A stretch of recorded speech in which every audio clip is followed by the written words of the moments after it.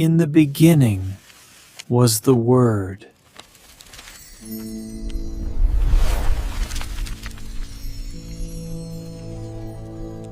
사랑과 생명의 근원이시는 전능하신 아버지 하나님, 우리를 오늘 여기까지 인도하여 주시고 어버이 주일을 맞아 교회로 인도하여 주심도 감사함을 드립니다.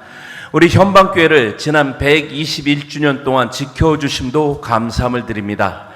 1905년 작은 기도처로 시작한 이 교회가 일제강점기의 핍박과 6.25 전쟁의 참화와 그리고 수많은 격동의 역사 속에서도 교회를 눈동자처럼 지켜주시고 하나님의 은혜로 여기까지 이끄시고 도우셨사오니 아버지 하나님 우리 교회의 앞길을 인도하여 주시고 우리 교회를 아버지 하나님 앞날 가운데도 앞으로의 여정 가운데도 세우시고 인도하여 주시옵소서. 주님, 이 시간 주님의 은혜를 감사하면서 우리 현방교회가 앞으로 나아갈 비전을 발견하게 하여 주시옵기를 원합나이다. 121년의 역사를 넘어 앞으로 가야 할 세대 속에서 생명을 살리고 상처를 치유하는 거룩한 생명나무로 우뚝 서게 하여 주시옵소서. 우리의 굳어진 마음이 기경되고 절망 속에서도 소망을 잉태하는 시간이 되기를 원합나이다. 부족한 종의 입술을 주장하여 주시고 성령께서 친히 각 사람의 심령에 불과 같이 생수와 같이 임재하여 주셨기를 원합나이다. 생각과 마음을 주장하여 주시고 우리의 굳어진 마음을 열어주시고 눈과 귀를 열어주셔서 아버지 하나님 우리에게 필요한 말씀을 들려주셨기를 원합나이다.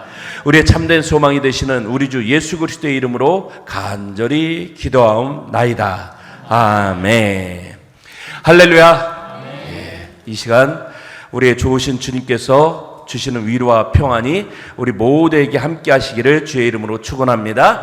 우리 모두 함께 이 옆에 계신 분들과 함께 인사 나누시겠습니다. 주의 이름으로 충만하시고 주님의 평안과 함께 위로가 함께 하시기를 주의 이름으로 축원합니다. 함께 인사하시겠습니다. 예, 반갑습니다. 환영합니다. 예, 인사하시라고 그러니까 소리가 좀 작아지신 것 같습니다. 인사하실 때는요, 여러분 격렬하게 인사를 하시는 거예요. 반갑습니다. 환영합니다. 반갑습니다. 환영합니다. 예, 소리를 내셔야지 인사는요, 여러분 살아있다라는 거는요, 여러분 반응을 한다라는 거죠. 여러분 인사하실 때는 여러분 그렇게 인사하시기 바랍니다. 예, 오늘 5월 둘째 주일이기도 하고 여러분 어버이 주일이기도 합니다. 여러분 이 어버이 주일 여러분 감사하는 주일이죠. 유독 여러분 이 5월 달은요 감사하는 날이 많습니다. 여러분 감사라는 건 뭐냐면 기억한다라는 거죠. 여러분 누군가로부터 받은 은혜, 받은 사랑을 여러분 되돌려 준다. 여러분 이게 이제 감사죠. 여러분 늘 받기만 하는 사람은 여러분 이 내가 누군가에 받았다라는 거를 여러분 언젠가는 내가 이 감사라는 건 뭐냐면 그동안 내가 누군가로부터 빚을 졌다라는 걸 기억한다라는 거죠. 그러면서 여러분 그걸 언젠가는 내가 갚아야지. 여러분 이게 이제 감사하는 때죠. 이 5월은 유독 여러분 감사하는 날들이 많습니다. 어버이 주일, 뭐 어린이 주일, 그리고 뭐 스승의 날. 그리고 여러분 이런 것들 다 여러분 살펴보면 여러분 감사라는 거죠. 부모님한테 또 자녀들한테 또 가정의 달, 또 부부의 날. 여러분 이거 여러분 잘 살펴보면 여러분 내가 여러분 누구에게 뭔가 은혜를 받았으니까 그런 것도 잊지 말고 기억하고 언젠가 갚으라. 여러분 이 날입니다. 거기다가 여러분 오늘 이제 우리 교회는 특별히 또 창립 기념 주일입니다. 이 창립이라는 말은 뭐냐면 시작한 날을 기억하라는 거죠. 여러분 우리 교회가 올해로 여러분 121주년이 되었습니다. 지난 주일은 여러분 우리가 어린이 주일이기도 하고 121주년 창립한 날이기도 합니다. 제가 이제 차를 타고 가다 보니까 이 프랜카드가 요 근처에 쭉 붙어 있더라고요. 여러분들 유심히 혹시 본 적 있습니까? 무슨 프랜카드 붙어 있는지 보신 적 있어요? 뭐 잘 모르죠? 현방초등학교 뭐 붙어 있죠? 105주년 여러분 뭐 동창회 한다고 붙어 있더라고요. 여러분 이 현방 초등학교가 현방 이제 국민학교라고 시작이 됐겠죠. 105주년. 그래 저건 그걸 보면서 야 그 초등학교보다 우리 교회가 121주년 더 오래됐구나. 그래서 나름대로 자부심이 있었습니다. 여러분 초등학교도 105주년인데 우리 교회가 121주년이래요. 그래가지고 그 초등학교보다 더 오래된 교회가 우리 교회구나. 여러분 그 생각을 했습니다. 여러분 그 자부심을 가질 필요가 있어요. 여러분 이 지역에 초등학교보다 더 오래된 것이 우리 교회입니다. 여러분 여기 올라오다 보면 여러분 계단에 여러분 뭐가 있죠? 재건학교라는 게 있죠. 그게 이제 정확하게 시작한 게 이제 이 교회에서 시작한 게 아마 그 재건학교가 초등학교에 이제 모태가 됐을 거라고 그렇게 생각이 됩니다. 여러분 이제 나름대로 이 교회가 기여한 부분들이 많은데 여러분 그래서 여러분 교회를 생각할 때 여러분 자부심을 가질 필요가 있어요. 이 교회라는 게 뭐 여러 가지 말들이 많을 수 있어요. 뭐 교회가 뭐 한 게 뭐냐 어쩌고 저쩌고 얘기하지만 여러분 교회는 대단한 곳입니다. 뭐 지금은 여러분 관심도 없고 뭐 여러 가지 말들이 많겠지만 이 121년 동안 이 자리에 이곳에 교회가 있고 자리를 지켰고 또 이곳에서 여러분 121년의 역사를 지녔다는 거 대단한 일이기도 합니다. 그래서 오늘은 여러분 지난주에는 우리가 뭐 바자회도 했고 뭐 페스티벌하고 뭐 여러 가지 복잡했지만 그래서 우리 교회 역사를 되짚어 보는 시간을 잠깐 가져볼까 합니다. 우리 교회 역사를 보면 여러분 1905년 5월 10일 여러분 봄날에 여러분 시작이 작은 기도처로 시작이 됐습니다. 여러분 이 교회 시작이 여러분 역사를 보면 여러분 당회 때 나눠주면 그거 잘 안 읽어보시죠? 누가 시작했는지 잘 모르시죠? 뭐 이용주라는 분이 여러분 우리 교회를 시작을 했습니다. 그분이 여러분 정확한 명칭이 뭔지는 잘 모르겠어요. 근데 아마 그냥 대충 얘기를 하면 전도사였던 것 같아요. 나중에 보면 그분이 이제 오천교회 뭐 시작을 했다라고 되는데 이용주라는 분이 여기에 이제 기도처 비슷하게 현방 포교소라고 돼 있는데 여러분 그냥 포교소라는 말은 그냥 쉽게 얘기하면 기도처로 시작을 했다라는 말입니다. 그래서 이용주 전도사님의 주관으로 현방 포교소가 이곳에서 시작이 됐습니다. 그래서 아마 이 선교사들이 여러분 1905년이라고 그러면 일제시대입니다. 일제시대 때 여러분 이 이천 지역에 제일 먼저 시작된 교회가 혹시 어딘지 아십니까? 잘 모르시죠? 도직교회에서 시작이 됐습니다. 왜 도직교회에서 시작이 됐는가? 뭐 여러 가지 설들이 많은데 이유는 한 가지였던 것 같아요. 여러분 도직교회 가보면 거기 위치가 언덕이에요. 그러니까 선교사들이 도직교회에 자리 잡은 이유는 그 언덕에서 이 선교지를 잡았던 이유는 그 언덕에서 이 선교지를 잡을 때 거기에 언덕에 자리를 잡고 여러 군데를 아마 살펴보기 위해서 거기서 자리를 잡고 그 다음에 시작했던 곳이 이천중앙교회입니다. 그래서 뭐 여러 가지 설들이 이천중앙교회냐 도직교회냐 막 그렇게 해가지고 여러분 도직교회가 한 130년 정도 됐습니다. 그리고 그 다음이 이천중앙교회가 125년 정도가 됐고 그리고 우리 이 현방교회가 121년 뭐 그다음에 이포교회 뭐 이렇게 되겠죠. 그러니까 역사는 그렇게 시작이 됩니다. 그래가지고 그렇게 시작됐던 교회가 우리 현방 포교소 이 역사는 그렇게 시작이 됐는데 그렇게 시작됐던 교회가 여러분 이 현방 이 포교소가 121년 전에 여러분 이 작은 모임으로 시작이 됐습니다. 그래서 이용주라는 분이 이곳에 포교소를 시작을 해가지고 시작이 됐는데 이 오천교회에서 이곳에 포교소를 시작해서 목회자가 되어서 이제 오천교회에서 목회한 것으로 그렇게 기록에 남아 있습니다. 그러다가 여러분 이 상황이 녹록치 않아가지고 어떻게 되냐면 일제 탄압으로 이 포교소를 시작을 했는데 예배를 드리지 못하게는 상황이 됐습니다. 그래가지고 한동안 이 포교소가 폐쇄가 됐습니다. 그러던 것이 1914년에 이제 한창섭 목사님이라는 분에 의해서 다시 예배가 시작이 된 게 우리 현방교회 이제 시작이 되죠. 여러분 나중에 이제 당회 때 우리 교회 약사를 나눠주면 한번 쭉 읽어보십시오. 제가 이제 몇 대 목사인 것 같아요? 뭐 여러 가지 뭐 상황이 있지만 40대 목사입니다. 그러니까 여러분 뭐 여러 가지 목회자들 뭐 그동안 많지만 여러분 121년 동안 40명의 목회자가 우리 현방교회를 거쳐갔습니다. 그러니까 많은 역사가 있었죠. 그 시작이 121년이 되었습니다. 여러분 이 한 세기를 훌쩍 넘어서 여러분 이 현방교회가 일제 강점기에 탄압을 받았고 6.25 때 여러분 뭐 여러 가지 일들이 있었죠. 뭐 공산당의 탄압도 있었고 그래가지고 피난민에 뭐 그렇게 해가지고 여러분 이 여러 가지 일들의 역사들 뭐 그래가지고 뭐 그런 일들 많은 일들이 있어가지고 그런 역사들이 있었던 것이 이 우리의 역사에 있었던 일들인데 우리가 그런 일들을 좀 살펴볼 일들이 좀 필요합니다. 우리가 그런 일들에 대해서 잘 생각을 해볼 필요가 있는데 여러분 역사를 우리가 살펴보는 일들은 뭐냐면 우리 정체성에 대한 생각들을 좀 해보는 일들이 있습니다. 여러분 교회가 뭐 하는 곳입니까? 가끔씩 우리가 좀 잊어버릴 때가 있어요. 왜 잊어버리냐면 가끔씩 교회가 뭐 하는 데지를 모르시는 분들이 있어요. 교회가 뭐 하는 데죠? 여러분 이제 이 교회가 뭐 하는 데를 잊어버리면 여러분 거기에 이제 매몰돼 가지고 여러분 내가 뭐 하는 사람인지를 잊어버리는 경우가 많이 있죠.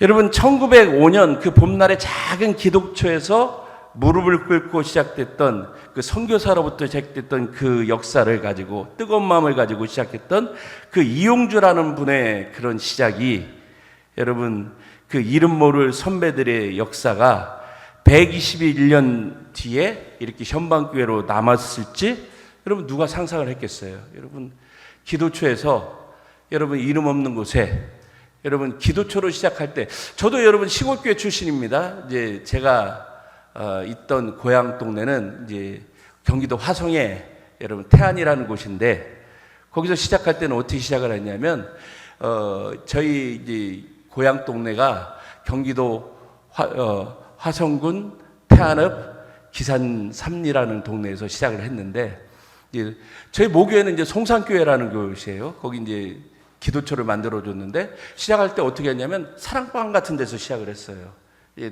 그 송산교회에서 그 기산 삼리라는 곳에 이제 반정리라고 얘기를 하는데 거기까지 거리가 어느 정도 되냐면 걸어서 한 40분, 50분 정도 걸리니까 가기가 어려우니까 이제 뭘 만들어 주냐면 거기 이제 어려우면은 거기다가 이제 모여가지고 예배드리라고 이제 기도초를 하나 만들어 줬어요. 그러면 어려울 때 모여가지고 이제 사랑방 비슷해서 예배드렸던 그게 이제 그 영광교회라는 곳의 시작입니다.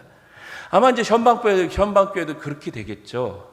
여러분 이천 중앙이든지 도직교회에서 시작할 때 그렇게 시작을 했을 겁니다. 이용주라는 분이 여러분 시작을 했을 때 이 현방리에 교회를 처음에 이렇게 세울 줄 누가 알았겠어요. 시작을 했을 때 포교소 만들 때 이곳에 예수 믿는 사람 아무도 없었겠죠. 예수 믿는 사람 없고 이곳에 복음을 전해야 되겠다. 여기 아마 여러분 현방리라는 곳이 여러분 이 아마 불교 그리고 또 유교 그리고 예수 믿는 사람 아무도 없는 이곳에 복음을 전해야 되겠다는 일념을 가지고 시작했던 이곳이 여러분 교회 다니는 사람이 있었고 또 예배들이 드리고 교회가 세워질지 누가 알았겠습니까? 그런 곳이 여러분 이곳에 이제 교회가 세워졌고 그렇게 시작이 됐습니다. 여러분 모든 것이 이렇게 시작이 된 것이 한 사람의 그런 헌신과 희생으로 이렇게 시작됐다라는 것들을 우리가 좀 생각을 해봐야 됩니다. 121년이라는 그런 시간들을 다시 한번 돌아보면서 교회가 과연 무엇인가 우리가 한번 다시 한번 생각을 해봐야 됩니다. 교회를 얘기할 때 보통 5가지 신학적인 그런 부분들을 얘기를 합니다. 여러분 교회가 여러분 5가지 기둥이라는 것을 얘기를 합니다. 여러분 이 5가지 기둥이 교회를 지탱하는 부분이라고 얘기를 합니다. 이걸 여러분 신학적으로 5가지를 얘기했는데 첫 번째가 뭘 것 같아요? 교회에서 반드시 해야 될 거. 여러분 이걸 레트루기아라고 하죠. 예배라는 게 분명히 있어야 된다고 얘기합니다. 교회에서 여러분 예배를 안 드리면 문제가 되는 거예요. 여러분 우리가 근데 이걸 여러분 잊어버릴 때가 있어요. 여러분 교회는 여러분 모이면 예배를 해야 돼요. 근데 우리가 이거 넘어갈 때가 있죠. 가끔씩 여러분 예배 드리자 그러면 또 예배를 드려? 뭐 예배를 그렇게 드려야 돼? 막 그렇게 생각할 때 있어요. 근데 여러분 이 예배는 중요합니다. 본질은 예배예요. 우리가 여러분 하나님을 정성스럽게 예배하는 것, 이게 예배죠. 두 번째는 여러분 캐리그마, 그래서 복음이 여러분 있어야 돼요. 여러분 이 복음을 우리가 늘 신경을 써야 됩니다. 세상의 어떤 철학이나 사상이 아니라 오직 예수 그리스도의 십자가와 복음과 부활이 선포되는 곳이 이 교회입니다. 근데 여러분 우리가 이런 부분들 여러분 놓칠 때가 많이 있죠.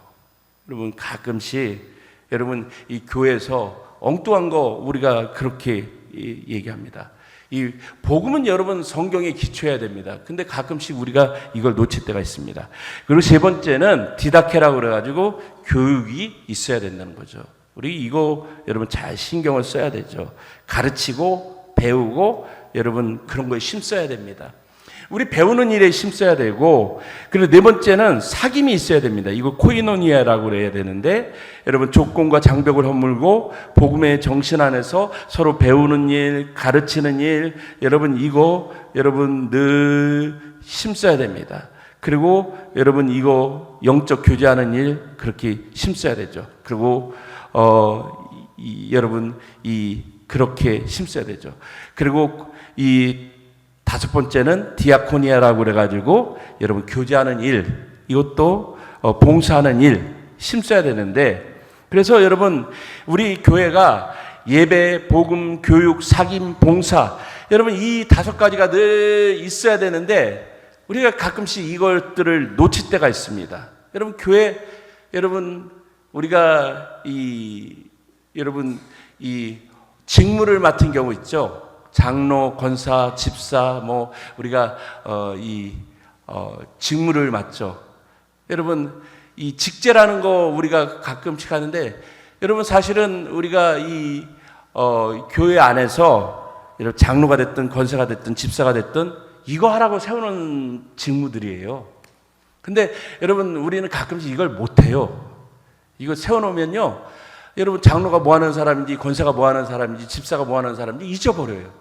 이거 못해요. 안 하고 어떤 때는 그냥 여러분 그냥 우리가 이거 안 하고 교회 의무 이런 거 감당 안 할 경우가 많이 있죠.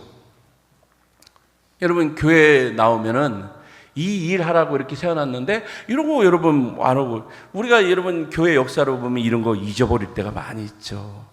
우리가 이 본질적인 부분에서 이 일들을 잘 감당해야 되는데, 여러분 이 일에 힘써야 되는데 이 일들을 잊어버릴 때가 많이 있습니다. 오늘 함께 읽은 에스겔서의 말씀을 보면 우리가 온전히 이 일들을 회복하고 모범으로 삼아야 될 교회 모습이 여러분 선명하게 아주 그려져 있습니다. 오늘 이 에스겔서 말씀을 보면 이 말씀이 선포될 당시 주전 587년 남유다는 바벨론 제국의 잔인한 침공을 받아서 아주 철저하게 멸망을 당했습니다. 다윗의 영광이 서려있던 예루살렘 성벽은 무너졌고 하나님이 거하신다는 믿었던 예루살렘 성전은 불타서 재가 되었습니다. 수많은 유대인들이 쇠사슬에 묶여서 이국 땅 바벨론으로 끌려가서 처참한 노예 생활을 해야 됐습니다. 사람은 참으로 어리석게도 소중한 것을 잃어버린 뒤에야 그 가치를 깨닫습니다. 바벨론 강가에 주저앉아서 유대인들도 그렇게 여러분 이 마을 멸망한 뒤에 그 일들을 깨닫습니다. 잃어버린 조국과 성전을 그리워하면서 이들이 절망의 눈물을 흘립니다. 바로 그때 제사장 출신의 예언자 에스겔이 포로 생활 중 예루살렘 성이 무너진 그 때에 14년이 되던 해에 기도 중에 놀라운 하나님의 권능에 사로잡히게 됩니다. 그 영혼이 이스라엘 땅으로 이끌려가는 환상을 보게 되는데, 그가 환상에서 본 것은 잿더미가 된 성전이 아니라 이전보다 더욱 웅장한 하나님의 새로운 성전을 보게 됩니다. 그래서 그 성전에 가게 되는데 그 성전 밑발 밑에서 샘물이 솟아나기 시작하더니 그 샘물이 이제 큰 강을 이루고서 동쪽으로 흘러가는 그 환상을 보게 되죠. 그리고 천사가 나타나서 에스겔에게 큰 강물의 비밀을 이제 들려줍니다. 그러면서 이렇게 얘기합니다.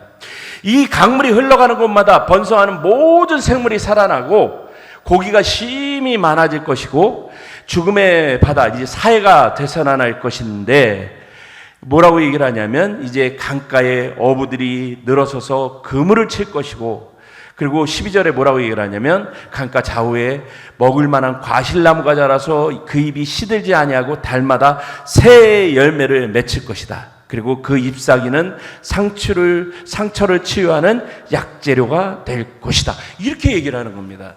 여러분 이 말씀을 우리가 잘 생각해 보면 이런 거예요.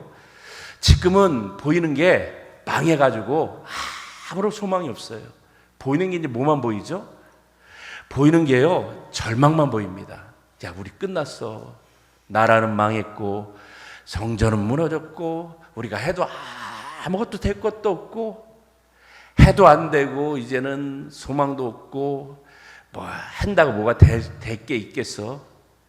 이제는 절망과 두려움과 이 포로된 땅에서 뭐 될 것도 없고 이제는 끝났지 이렇게 얘기하는 그런 시대예요.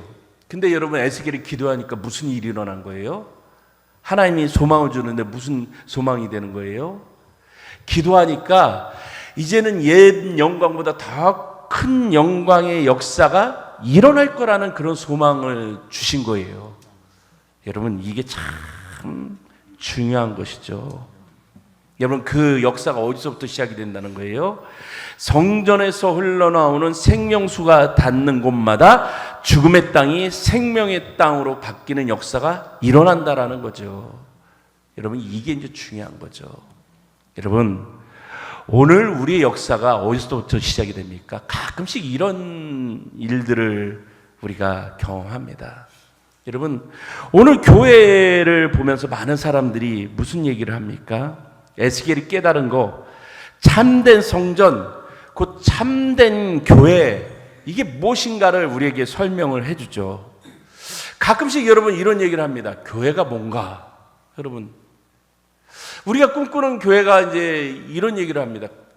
크고 웅장하고 사람들 많이 모여가지고 거기 그냥 북적북적대는 이런 교회 여러분 이게 이제 좋은 교회 꿈꾸는 교회라고 얘기를 합니다. 그런데 오늘 에스겔은 다른 얘기를 합니다. 생명수가 흘러넘치고 죽어가는 세상을 살려내고 사람의 영혼과 육신을 치유하는 잎사귀를 내는 생명나무가 있는 곳 그것이 바로 하나님이 원하는 교회의 모습이다. 여러분 이 얘기를 다시 한번 얘기를 하는 거예요. 여러분 이건 우리가 조금 생각해 봐야 되는 부분입니다. 가장 어두운 고난과 절망의 시기에 하나님의 사람들은 꿈을 꾸고 환상을 보고 비전을 품어야 된다는 이 이야기를 다시 한번 들려줍니다. 여러분 초대교회의 역사를 보면 로마 황제의 무시무시한 박해로 여러분 카타콤이라는 곳에 초대교회 교인들이 숨어 지냅니다. 카타콤이 뭐냐면 지상에서는 여러분 더 이상 신앙생활을 할 수 없는 그런 시대입니다. 사도 요한 역시 여러분 이제 박해를 받아가지고 이제 반모섬이라는 곳에서 숨어 지냅니다. 유배를 당합니다. 에스겔이 보았던 똑같은 생명나무의 환상을 보게 됩니다. 여러분 그 박해로 끌려가는 곳에서 거기서 환상을 보게 되는데 요한계시록 22장에서 보면 요한이 길 가운데로 흐르는 생명수강과 달마다 열매를 맺고 망국을 치료하는 잎사귀를 가진 생명나무를 보게 됩니다. 그러면서 절망하던 성도들에게 소망을 전합니다. 가장 어두운 때 별이 가장 빛나듯이 위기와 절망의 순간에 꿈을 꾸고 소망을 가지며 다시 시작하는 것 그것이 우리가 붙잡아야 할 교회의 참된 사명과 모습이라고 여러분 사도 요한은 우리에게 다시 한번 놀라운 이야기를 들려줍니다. 교회 사명 여러분 정말 중요합니다. 여러분 그런데 오늘날 우리는 교회가 무엇인지를 잘 모릅니다. 여러분 냉정하게 오늘 한국교회를 돌아보면 세상 사람들의 눈에 비친 한국교회는 에스겔과 사도 요한이 바라봤던 생명나무의 모습은 더 이상 보이질 않고 있습니다. 애석하게도 우리의 현실은 거리가 멀어 보입니다. 여러분, 교회 밖에 있는 사람들은 더 이상 교회를 향해 호감을 느끼지 않고 여러분 교회를 신뢰하지도 않습니다. 최근에 한 통계에 따르면 젊은 사람들에게 여러분 이렇게 물어봅니다. 당신은 한국교회를 신뢰하십니까? 이렇게 물어보면 여러분 80% 되는 사람들 정도가 뭐라고 대답을 하냐면 한국교회는 신뢰하지 않습니다. 이렇게 대답을 했다라고 얘기합니다. 여러분 주변 사람들한테 여러분 한번 물어보십시오. 저 교회 다닙니다. 이렇게 얘기하면 여러분 뭐라고 대답할 것 같아요? 아니, 요즘 같은 세상에 왜 교회를 다닙니까? 이렇게 대답을 한다라고 얘기합니다. 참으로 뼈아프고 슬픈 현실입니다. 가끔씩 여러분 주변에 교회를 다니는 사람들에게 여러분 이런 이야기를 들을 때가 있습니다. 교회를 다니다 보면 소망이 보이지 않을 때가 많다라고 얘기를 합니다. 제가 오늘 설교를 준비하다가 여러분 우연찮게 여러분 어떤 교회 여러분 기사를 봤습니다. 목회자 설교를 갖다가 비난하는 그런 그런 기사를 본 적이 있습니다. 말들은 그럴듯하게 합니다. 그런데 여러분 우리에게 들리는 얘기들은 목회자나 장로나 이런 얘기들 우리 행태에 대해서 여러분 막 비난하는 얘기가 많습니다. 교회 다니는데도요 여러분 우리를 비난합니다. 비난의 얘기들은 늘 들어보면 너는 잘하고 있냐 이런 얘기인 것 같아요. 근사한데 말들은 근사한데 너 잘하고 있냐 이렇게 얘기하기에 그런 얘기들로 많이 들려옵니다. 가끔씩 여러분 나 자신한테 이렇게 물어볼 때가 있습니다. 나는 잘하고 있나? 목사로 내가 신앙인으로 잘 살아가고 있는가? 이렇게 물어볼 때가 있습니다. 다 제각각 자기 일들, 자기 일에만 관심이 많은 이기적인 세상에서 살아가고 있습니다. 여러분 뭔가 대의적인 얘기들, 뭔가 세상을 변화하는 얘기들, 뭔가 이타적인 얘기들, 우리가 그래도 뭔가 하나님 나라를 위해서 뭔가 해보자 이렇게 얘기를 하면 여러분 그런 얘기는 좀 그럴듯한 얘기인 것 같은데 여러분 듣는 것 같은데 변화는 일어나지 않습니다.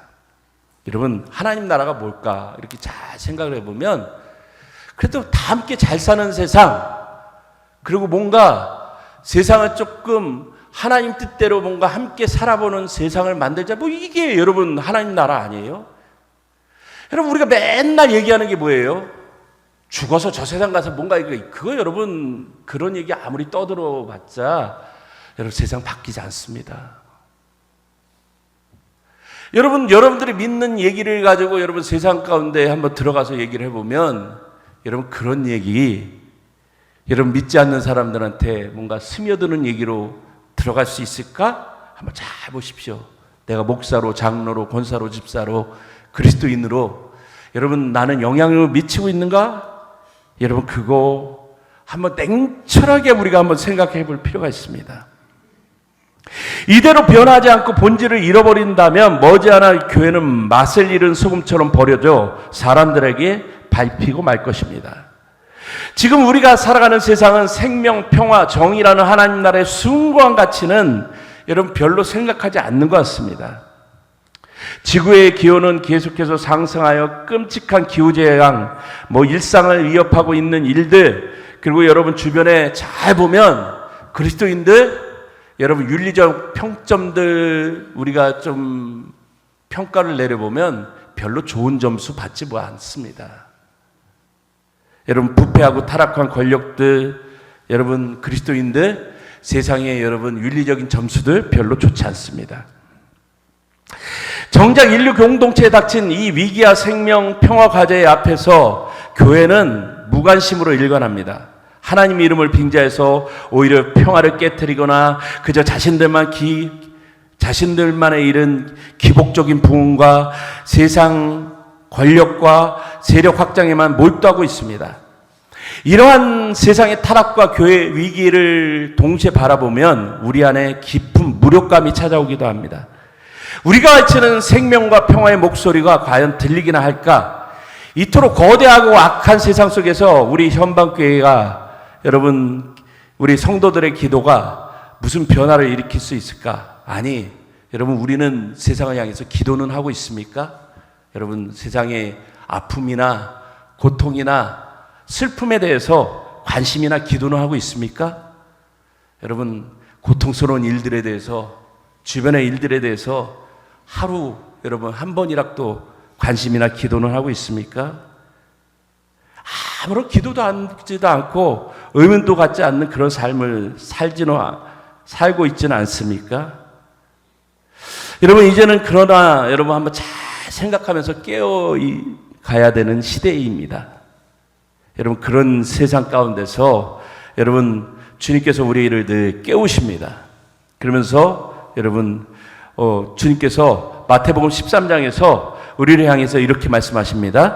천국은 마치 사람이 자기 밭에 갖다 심은 겨자씨 하늘 같으니 이는 모든 씨보다 작은 것이로되 자란 후에는 풀보다 커서 나무가 되매 공중의 새들이 와서 그 가지에 깃들여느니라.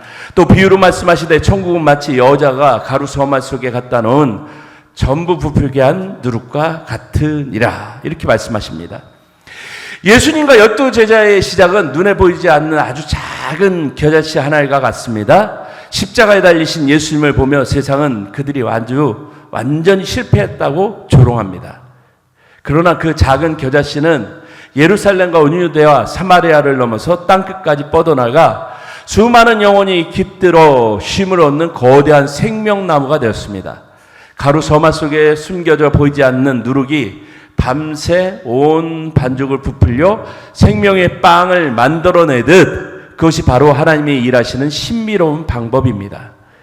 바로 지금 이 시대가 생명과 평화, 정의를 저버린 거대한 골리앗처럼 보일지라도 그것에 맞서는 우리가 121년 전 작은 기도처에서 시작했던 그때처럼 작고 연약해 보일지라도 여러분 그 일을 시작했던 여러분 한 작은 사람의 기도에서 여러분 오늘을 이루어갔던 그 일이 시작됐음을 여러분 기억하는 일들이 중요합니다. 여러분 시작이 중요합니다. 기도하는 일들이 시작하고 중요하고 발걸음을 내는 일들이 중요합니다. 아무것도 안 하면 아무 일도 안 일어납니다. 기도도 안 하고 아무것도 안 하면 아무 일도 일어나지 않고 아무 변화도 일어나지 않습니다. 생명의 근원이 되시는 주님께서 죽음을 이기시고 부활하시고 여러분 만유의 주제 되시는 예수님은 여전히 겨자씨처럼 작은 시작을 오늘도 시작하시고 일하시고 계십니다. 그리고 그분은 교회와 우리들 가운데 여전히 임마누엘로 함께 하시고 계십니다. 사랑하는 성도 여러분, 이제 세상이 크고 두려운 문제들이나 우리의 연약함에 시선을 빼앗기지 마시기 바랍니다. 대신 우리를 통해서 죽어가는 바다를 살리시고 사막의 강을 내시는 참 생명이신 하나님을 눈을 들어 더욱더 크게 바라보시기 바랍니다. 큰 일보다 여러분 작은 일에서 시작하시는 예수님의 위대한 일들을 꿈꾸시기 바랍니다. 여러분 작은 일이 큰 일을 이뤄갑니다. 여러분 그 작은 일들을 통해서 여러분 위대한 일들이 이뤄가듯 여러분 하나님의 역사가 여러분 오늘 에스겔 선지자가 꿈꾸던 그 역사가 여러분 바벨론 강가에서 꿈을 꾸고 환상을 보고 그 일들이 여러분 언제 어느 순간에 이루어질지 알 수 없었지만 에스겔이 여러분 그 환상을 보면서 시작을 했던 것처럼 오늘 우리의 시대도 여러분 하나님의 역사로 이루어진 것처럼 여러분 그렇게 꿈을 꾸면서 시작하는 사람들을 통해서 이루어갈 것입니다. 작지만 위대한 겨자씨의 능력을 믿고 121년을 지켜주신 하나님 앞에 여러분 함께 시작하는 그런 믿음의 역사들이 있어지길 바랍니다. 시작하는 사람이 여러분 승리자입니다. 꿈을 꾸는 사람이 역사를 이뤄나갑니다. 여러분 생명과 소망이 되시는 예수 그리스도의 이름이 여러분 우리 안에 겨자씨처럼 심겨져서 꿈을 꾸고 소망을 가지고 그렇게 시작할 수 있는 믿음의 역사가 여러분들 가운데 있어지기를 주의 이름으로 축원합니다. 은혜롭고 자비로우신 아버지 하나님, 우리 현방교회가 121년 전 작은 겨자씨로 시작했던 그 역사가 우리 안에 새로운 겨자씨로 심어지기를 원합니다. 하나님, 우리 안에 새로운 역사로 이어지게 하여 주시옵소서. 때때로 절망하고 낙심하고 두려워하는 마음이 아니라 오늘 우리에게 심겨진 그 믿음의 역사들로 다시 한번 이어지게 하여 주시옵소서.